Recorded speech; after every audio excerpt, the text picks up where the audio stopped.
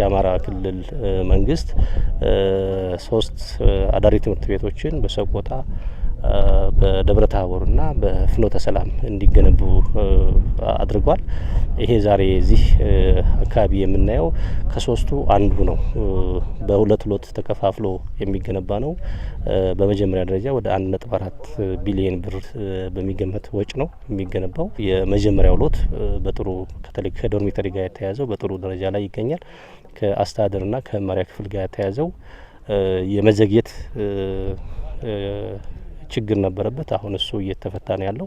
የክልሉ መንግስት በሚያደርገውም ድጋፍና ክትትል ኮንትራክተሮቹ ጋር ያለን ችግር በመፍታት በቀጣይ አመት ለስራ ተማሪዎችን ወደ 600 የሚሆኑ ተማሪዎችን ተቀብሎ አገልግሎት መስጠት እንዲችል ይደረጋል። ከሌሎች የተሻለ የትምህርት ግብዓት የመማሪያ መጽሐፍትና የላቦራቶሪ እቃዎች፣ ቤተ ሙከራዎች በደንብ ተለይተው የሚሰጡበት ቦታ በመሆኑ የትምህርት ጥራት ላይ የተሻለ ነገር ያመጣል ብለን እንጠብቃለን፣ እንገምታለን።